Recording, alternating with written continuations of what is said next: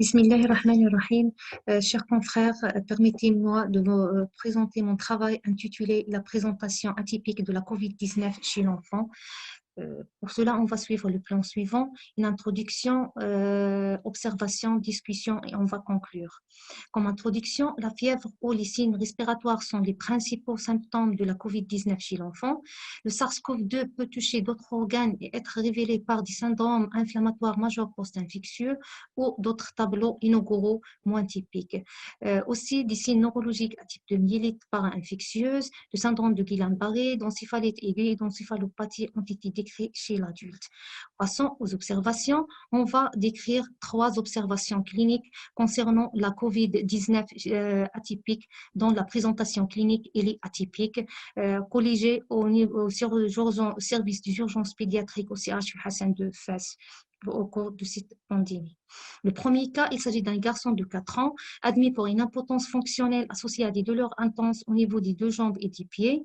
À noter dans ses antécédents une infection aiguë des voies respiratoires supérieures avec une fièvre et une toux 3 semaines auparavant de cette symptomatologie neurologique. Traité comme Covid par un médecin par l'azithromycine, paracétamol et un complexe vitaminique, sans réalisation de tests pour SARS-CoV-2, avec une nette régression de la symptomatologie clinique selon la famille.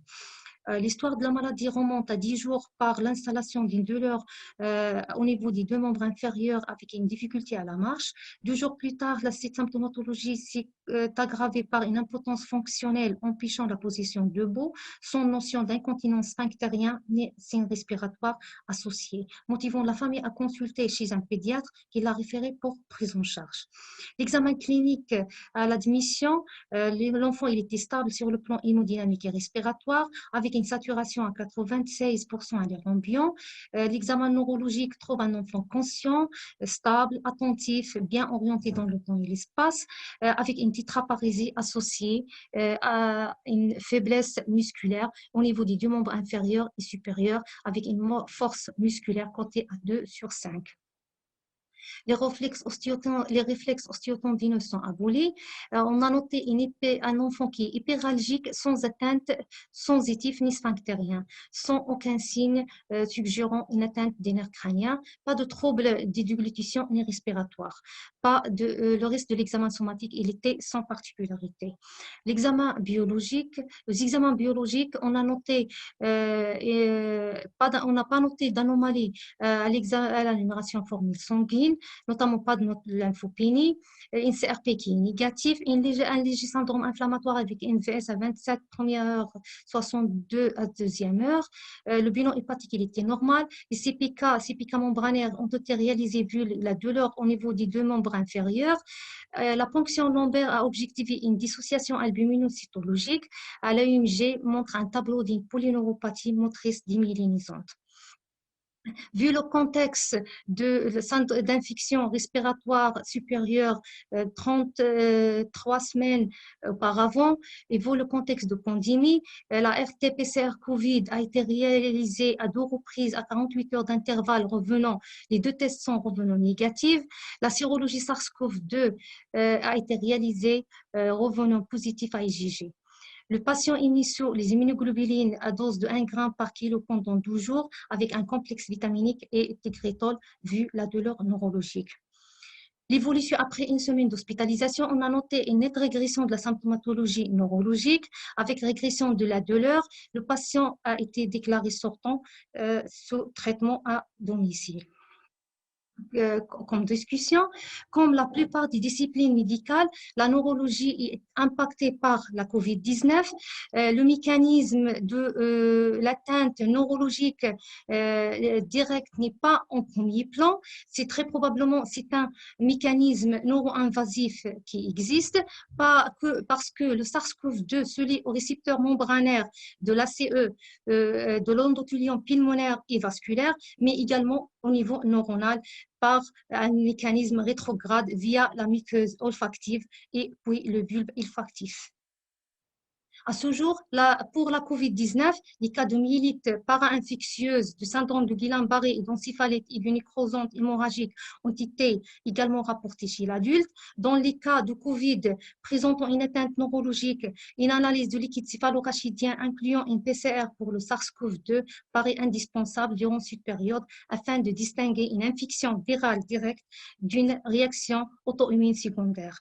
Notre cas illustre l'association COVID et le syndrome de Guillain-Barré. Mais malheureusement, on n'a pas réalisé de les PCR dans les LCR vu qu'on n'a pas pensé à cette association qui existe chez l'adulte, mais n'était pas décrite chez l'enfant. Passons au deuxième cas. C'est un garçon de 14 ans. Le motif d'hospitalisation était des douleurs abdominales avec des vomissements inconversibles. Lui aussi avait notion d'anosmie chez toute la famille il y a 30 jours, traité comme Covid sans réalisation toujours de tests RT-PCR ni sérologiques. Pas d'antécédent de maladie inflammatoire chronique chez l'enfant, de l'intestin chez l'enfant ni chez la famille. L'histoire de la maladie remonte à 6 jours par une fièvre avec des vomissements, son syndrome grippal. Puis la maman, par l'automédication, a été traitée par l'azithromycine, a traité son enfant par l'azithromycine, complexe vitaminique, vitamine C et zinc et vitamine D. Vu l'apparition de diarrhée à raison de 8 selles par jour, des arthralgies, des douleurs abdominales, un TDM thoracique a été réalisé revenu normal. Vu la persistance de même tableau clinique, TDM abdominal a été réalisé, puis référé pour complément de prise en charge dans notre unité. L'examen clinique à l'admission trouve un enfant stable, fébrile à 38, avec une sensibilité abdominale diffuse, avec une défense généralisée. Pas d'organomégalie, des yeux creux avec une sécheresse buccale. Le reste de l'examen somatique et son particularité. Aux examens biologiques, on a noté une hyperleucocytose à prédominance PNN à la numération en formule sanguine avec une lymphopénie à 1220 et une thrombopénie à 69 000. Et une insuffisance rénale d'allure fonctionnelle, et une hyponatrémie à 125. Avec la sérologie virale et philique et la coproparasitologie des selles ont été réalisées vu la présence des diarrhées qui sont profuses, qui ont revenu négatif. La lipasémie a été réalisé revenu normal vu la douleur abdominale. Par contre, on a objectivé un syndrome inflammatoire qui est manifeste avec une ferritémie à 1200, une fibrinogène à 4,99 grammes par litre, une VS à 30 première heure, 62e heure et des DDMR à 2129 nanogrammes par ml. Vu la crainte d'un syndrome d'activation macrophagique, on a réalisé un bilan hépatique et un bilan lipidique qui sont revenus normal, une CRP à 267,6. Vu le contexte d'anosmie dans la famille, on a réalisé la RT-PCR COVID à 2 reprises, revenu négatif. Mais la sérologie est revenue positive à IgG et à IgM. L'enfant a été mis sur hydratation, métronidazole, le céphalosporin de 3e génération initialement, puis on a switché vers la ciproxine vu l'ascension de la CRP. La corticothérapie sous forme de bolus peut le rouler par voie orale, l'Ovinox et les immunoglobulines à dose de 1 g par kilo pendant 12 jours.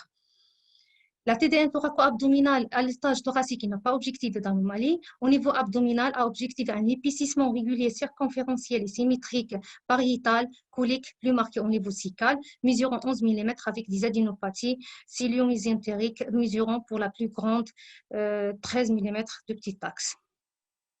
Sur le plan évolution, l'enfant a bien évolué sur le plan clinique avec disparition de la fièvre, disparition des vomissements et de la diarrhée, l'abdomen est devenu souple. Sur le plan biologique, on a noté aussi une nette régression du syndrome inflammatoire avec diminution du globule blanc à 23 000 par rapport à 30 800, la normalisation presque de la lymphopénie qui est à 1920, la normalisation de la fonction rénale et des troubles hydroélectrolytiques, la CRP est diminuée à 80 mg par litre, puis à 24 mg par litre. Vu cette amélioration clinico-biologique, le patient est déclaré sortant sous traitement à domicile.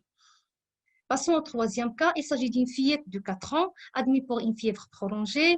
Elle aussi, il a la notion de syndrome grippal avec une fièvre et asthénie dans la famille, la maman, le grand-père et la grand-mère. Il y a 25 jours, traité comme Covid, sans réalisation toujours de test RT-PCR ni sérologique. À noter que le grand-père a réalisé une TDM thoracique qui a objectivé une atteinte en faveur d'un Covid estimé à 30%. L'histoire de la maladie sur cette fillette remonte à 6 jours par une fièvre à 38,5 avec des diarrhées et des vomissements, traitée comme gastro-entérite par un pédiatre, par du flagelle, Cotrime et antiémétique. Mais vu l'apparition d'un érythème cutané polymorphe, un bilan biologique a été réalisé, puis la patiente fut référée pour prise en charge. L'examen clinique à l'admission enfant stable, apéritique, mais sans antipyrétique. L'examen abdominal objectivé, une sensibilité abdominale diffuse. L'examen oral objectivé, une chylite, une pharyngite et une langue framboisée, avec des adénopathies infracentimétriques cervicales bilatérales.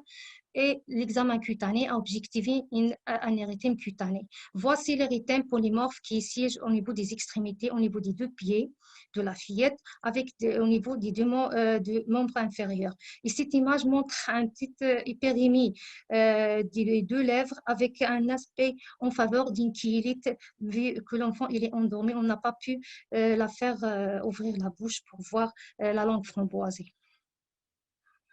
Au bilan biologique, on a constaté une lymphopénie à la numération formule sanguine à 878 éléments par ml. La CRP, il y a 62 avec une procalcitonie très franchement positive à 60 nanogrammes par ml. La fonction rénale, elle était correcte. On a objectivé aussi un syndrome inflammatoire avec une ferritinémie à 911 nanogrammes par ml, fibrinogène à 7,7, une VS très accélérée à 110 première heure, 130 deuxième heure, des dimères à 3507 avec un bilan hépatique qui est correct. L'hypasémie a été réalisée vu la douleur abdominale qui est revenue à 1,5 fois la normale. La sérologie Vidal et Félix est revenue négative. La RT-PCR Covid a réalisé à 2 reprises à 48 heures d'intervalle vu le contexte du syndrome grippal d'Astini dans la famille. La sérologie est revenue négative. La sérologie SARS-CoV-2 IgM revenue négative et IgG revenu positif. L'enfant a été mis sous azithromycine, céphalosporine de 3e génération, corticothérapie, l'Ovinox et les immunoglobulines à dose de 1 g par kilo pendant 12 jours. L'évolution était favorable avec disparition des lésions cutanées, l'enfant est devenu apéritique et la régression de le syndrome inflammatoire avec normalisation de la lymphopénie et normalisation de la procalcitonie. Vu cette amélioration clinico-biologique, le patient est déclaré sortant ce traitement oral avec repos à domicile. Passons à la discussion. Le SARS-CoV-2 peut toucher d'autres organes et être révélé par des troubles digestifs, des embolies pulmonaires ou artérielles périphériques ou d'autres tableaux inauguraux moins typiques. La COVID-19 est encore mal connue chez l'enfant comme chez l'adulte, mais sa sévérité provient essentiellement de réponses immunitaires inappropriées et ou inadéquates. Depuis mi-avril, des grands tableaux cliniques inflammatoires sont regroupés actuellement sous le nom de PIMS, le Pediatric Inflammatory Multisystemic Syndrome. Ce syndrome inflammatoire avec atteinte multisystémique post-infectieux apparaît en moyenne 4 semaines après une infection symptomatique ou post-symptomatique par le SARS-CoV-2. Les critères qui doivent faire suspecter le diagnostic proposé sont représentés dans ces 2 encadrés. L'encadré 1, ce sont les critères diagnostiques de ce syndrome inflammatoire multisystémique chez l'enfant selon l'OMS, qui ont été rectifiés par le Centre for Disease Control and Prevention. Ces 2 cas illustrent ce fameux syndrome multisystémique chez l'enfant qui est franchement positif. Heureusement que ces 2 enfants sont vraiment bien évolués ce traitement. En conclusion, les formes atypiques de COVID-19 deviennent de plus en plus fréquentes chez l'enfant, qui était au début de l'épidémie asymptomatique ou post-symptomatique. Une RT-PCR COVID négative dans ces situations post-infectieuses ne permet pas d'éliminer l'infection à SARS-CoV-2. Aussi, une sérologie s'avère nécessaire pour établir le lien entre la COVID et la manifestation atypique. Merci de votre attention.